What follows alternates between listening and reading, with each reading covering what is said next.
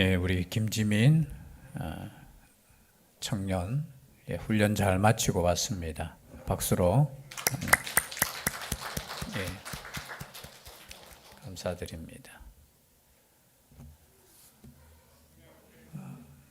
우리가 또 소식을 들었지만 또 수많은 인명이 안타까운 죽음을 맞이했습니다. 유족들을 위해서도 우리가 생각하며 기도할 수 있는 우리가 되었으면 좋겠습니다. 우리가 항상 우리의 삶이 언제 끝날지는 모릅니다. 그죠?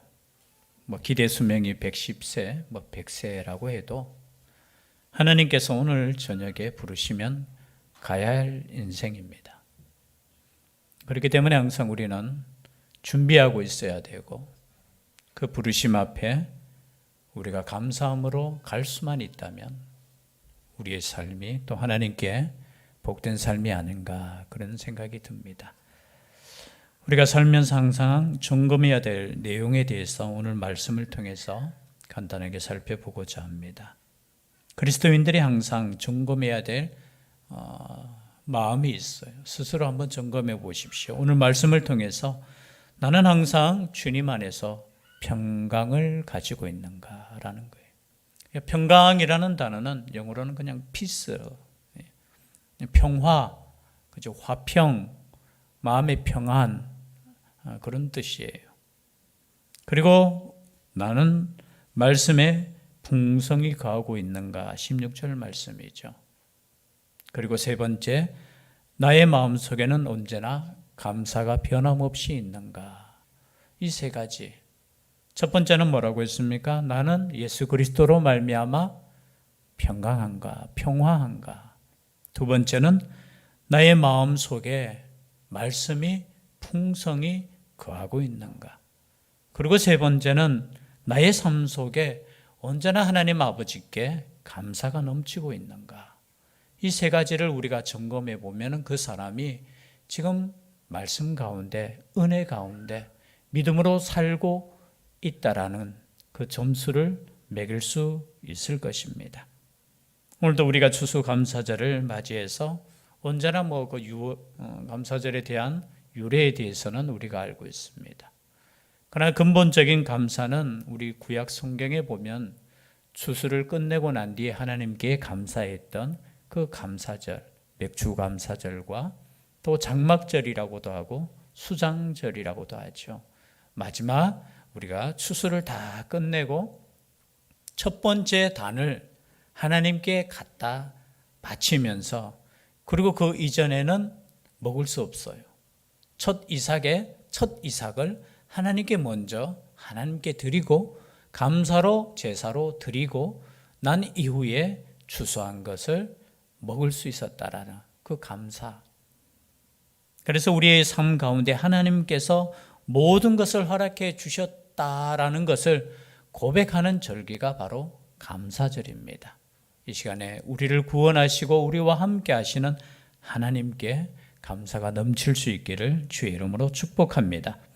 오늘 말씀 첫 번째 보는 15절에 그리스도의 평강이 너희 마음을 주장하게 하라. 여러분, 우리의 마음속에 그리스도의 평강이 가득해야 될 줄 믿습니다. 여러분, 세상에 살면서 얼마나 염려가 있습니까? 두려움이 있습니까? 걱정이 있습니까? 그래서 때로는 잠도 못 이루시고 또 열심히 우리가 정신없이 살아가는데, 여러분, 예수 그리스도를 믿는 사람은 그리스도의 평강이 지배하는 사람이라는 거죠. 여러분, 염려가 있고 두려움이 있다는 것은 믿음이 떨어졌다는 거예요. 그렇다면 하나님께서 주시는 평강을 우리가 어떻게 믿을 수 있고 그 평강 가운데 우리가 어떻게 살 수 있는가, 또 이 평강이 넘쳐서 사람들과 사람 사이에 평화가 넘치는 거예요. 여러분, 평강과 평화가 똑같은 단어예요. 그죠? 여러분, 나만 평안한 것이 아니라 사람과 사람 사이, 성도와 성도 사이, 그죠? 우리가 직장 생활한다면 그 일터에서 서로 사람과 사람 사이의 평화도, 우리 가정 속에서도 평화도 어떻게 이루어지느냐. 오늘 읽지는 않았지만요, 제일 중요한 부분이 12절에 있습니다. 12절 말씀 우리가 함께 읽도록 하겠습니다. 골로새서 3장 12절 말씀입니다. 그러므로 너희는 하나님이 택하사 거룩하고 사랑받는 자처럼 긍휼과 자비와 겸손과 온유와 오래 참음을 옷 입고. 여러분, 우리가 평화할 수 있는 이유가 여기에 있습니다. 하나님이 우리를 택하셨다는 것을 믿을 수 있기를 바랍니다. 여러분, 하나님이 택하신 사람은 두려움이 없어요. 염려가 없습니다. 왜냐하면 누가 택했다고요? 하나님이 택하셨어요. 여러분, 믿음도 마찬가지입니다. 믿음도 내가 가진 것이 아니에요. 하나님이 주셨다라고 믿는 사람은 구원의 확신이 있다라는 거예요. 여러분, 구원의 확신이 있는 사람은 또한 어떤 것을 믿습니까? 나는 거룩하게 되었다는 것을 믿는 사람이라는 거예요. 여러분, 우리가 거룩하게 된 것은 무엇으로 거룩하게 된 것입니까? 나의 행함으로? 아니에요. 예수 그리스도의 피로 거룩하게 되었다는 거죠. 다른 말로 표현하면 우리가 깨끗하게 되었다는 것은 물로 씻어서 깨끗하게 되는 거 아니에요. 우리의 어떤 우리 개인적인 그 행함으로 인해서 우리가 깨끗해졌다는 거 아니에요.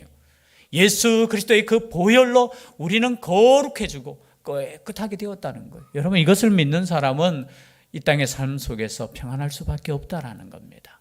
왜냐하면 내 의가 아니거든요. 예수 그리스도의 그 완전한 의 때문에 내가 택함을 받았고 구원함을 받았다는 사람은 이제 두려움이 없다라는 거예요. 염려가 없다라는 겁니다. 왜요? 하나님께서 선택해 주시고 하나님께서 거룩해지게 만드셨다라는 거예요. 그뿐만이 아니죠. 우리는 사랑받는 자녀라는 겁니다. 이 시간에 다른 거는 잊어버려도 하나님께 사랑받는 자녀라는 것은 꼭 기억했으면 좋겠어요.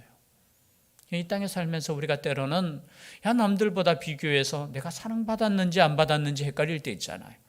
그래서 원망이 나올 때가 있고 때로는 불신앙이 나올 때가 있잖아요. 그러나 예수 그리스도께서 나를 택하여 주시고 예수 그리스도의 그 십자가가 나를 위한 것이라는 것을 믿을 때 우리는 예수 그리스도 안에서 평안함을 누릴 수 있다는 겁니다. 그 평안함이 우리 가운데 있어야 된다는 거예요. 그리고 너희는 평강을 위하여 한 몸으로 부르심을 받았나니 너희는 또한 어떠한 자가 되라? 감사하는 자가 되라고 했습니다. 이 감사에 대한 내용은 뒤에서 살펴보고요. 16절 말씀에 보면은 그리스도의 말씀이 너희 속에 풍성히 거하게 하라.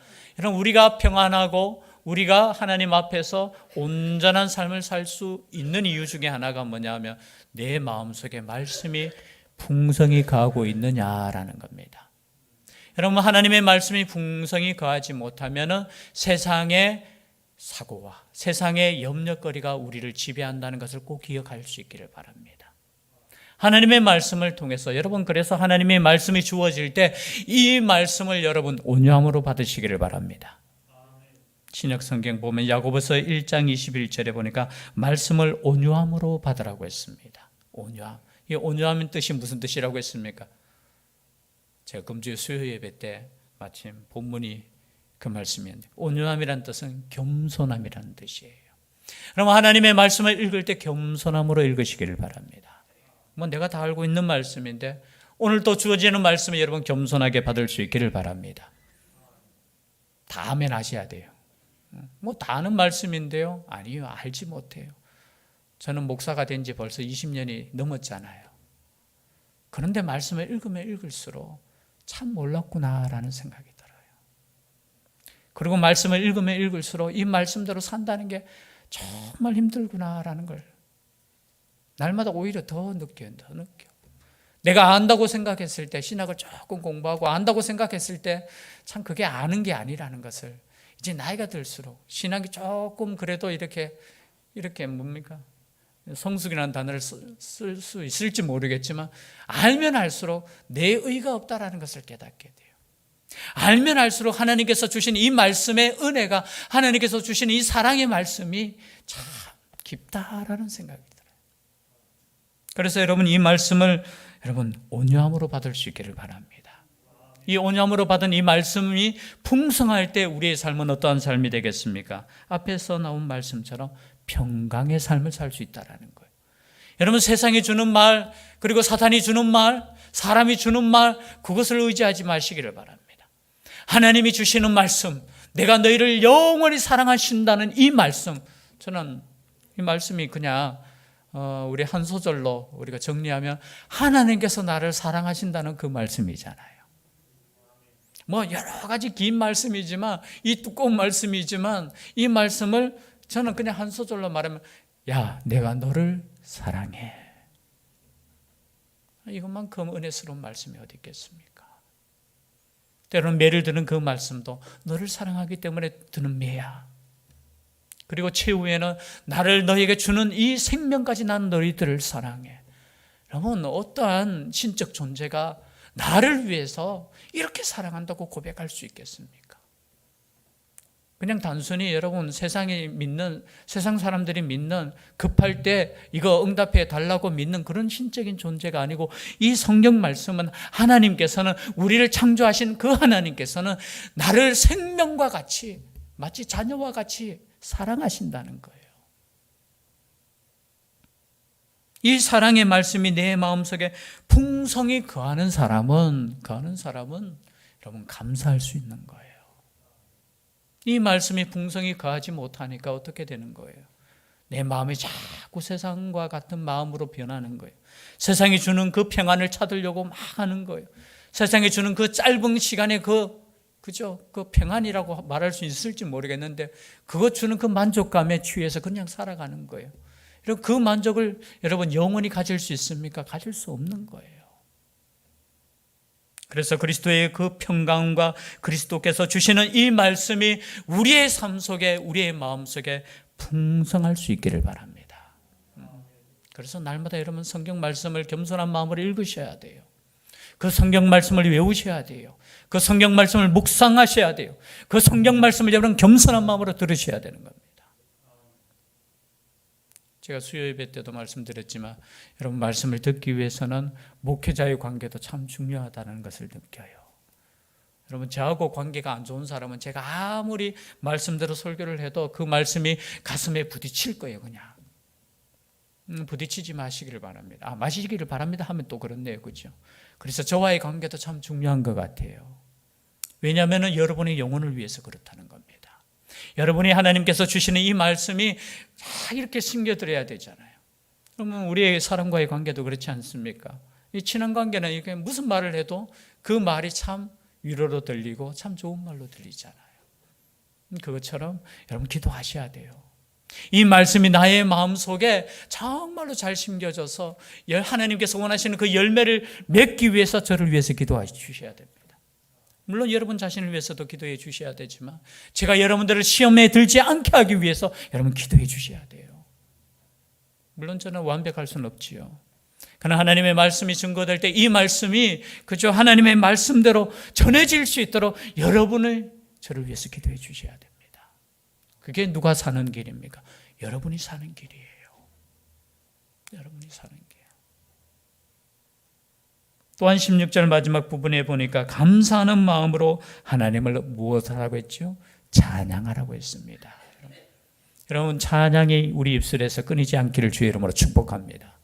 뭐 노래 잘 부르고 노래 못 부르는 거 그거 중요한 거 아니에요.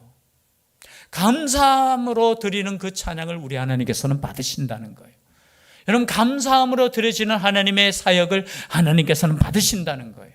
여러분, 감사함이 빠졌다면, 감사함이 잃어버렸다면 여러분 모든 것을 잃어버리는 겁니다. 다른 거 다 여러분 잃어버려도 하나님께 대하여 감사하는 그 마음을 잃어버리시지 마시기를 바랍니다. 감사함으로 드리는 이 예배, 감사함으로 드리는 이 찬양, 그래서 여러분 예배가 회복되기를 원하는 그 마음속에 제가 끊임없이 지금 회복되기를 원한다고 이야기하는 가장 중요한 게 뭡니까? 여러분, 그 감사함을 잃어버렸다면 여러분 우리의 믿음을 잃어버렸다는 거예요. 여러분, 우리의 믿음이 하나님께 향하여 우리가 전적인 감사가 넘쳐야 되잖아요. 그 감사함이 무엇이겠습니까? 나를 구원하시고 나를 만드시고 나를 지금까지 사랑해 주시고 함께 하시는 그 하나님께 우리가 감사하는 거잖아요.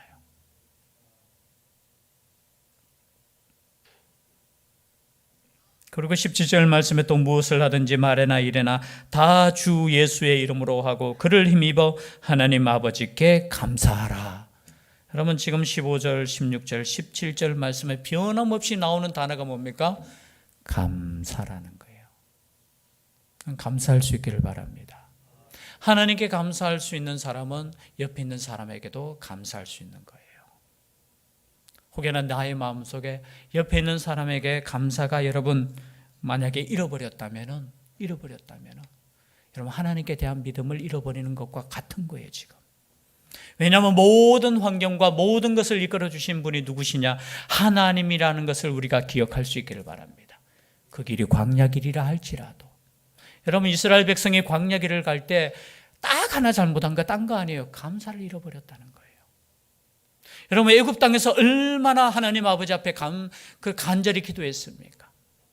그러나 그들은 애굽에서 출애굽하고 애굽에서 구원받았을 때 여러분 홍해 앞에서부터 어떻게 해요? 그 감사를 잃어버렸어요. 홍해를 건너고 나서도 감사를 잃어버렸어요. 삶의 순간순간 위기가 올 수 있어요. 삶의 순간순간 궁핍이 올 수도 있다라는 거예요. 아니 그 자체 우리가 살아가는 것 자체가 여러분 얼마나 힘든 시간들입니까? 그러나 여러분 꼭 기억하실 수 있기를 바랍니다. 여러분 우리가 살아간다는 것 이 자체가 하나님의 은혜임을 기억할 수 있기를 바랍니다. 여러분 생명이 있다는 것이 얼마나 감사한 일입니까? 이 시간에 우리가 함께 모여 예배 드릴 수 있다는 것이 얼마나 감사한 일입니까? 우리가 하나님을 찬양할 수 있다는 구원받은 백성이라는 사실 자체가 얼마나 감사한 일입니까? 여러분 이거 잃어버리면 다 감사한 거 다 잃어버리는 거예요. 여러분 나를 위해서 생명을 주셨고 나를 위해서 구원하신 것에 대해서 감사를 잃어버리는데 여러분 무엇에 대해서 감사할 수 있겠습니까? 여러분 항상 기억하셔야 돼요. 내가 무엇을 감사하고 있는가?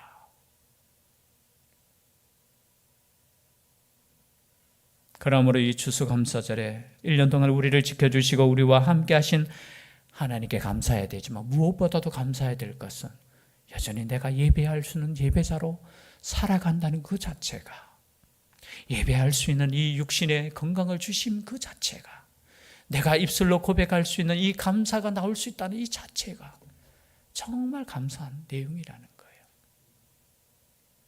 그래서 오늘 12절 말씀에 나를 택하시고 나를 거룩하게 하시고 나를 사랑하시는 그 하나님께 감사할 수 있는 우리가 될 수 있기를 주의 이름으로 축복합니다. 기도드리겠습니다. 사랑의 하나님, 우리의 마음 속에, 우리의 입술의 고백 속에 감사의 회복이 있게 하여 주시고 이 감사의 회복으로 말미암아 이 땅에서 사는 삶 동안 하나님께서 주시는 복을 마음껏 누릴 수 있는 우리의 삶이 되게 하여 주시옵소서. 때론 힘들고 어렵고 그러한 가운데서도 우리 하나님께서 함께 하심과 동행하심을 믿을 수 있는 그 믿음 허락하여 주시옵소서. 함께하여 주실 줄 믿사옵고 예수님 이름으로 기도드리옵나이다. 아멘.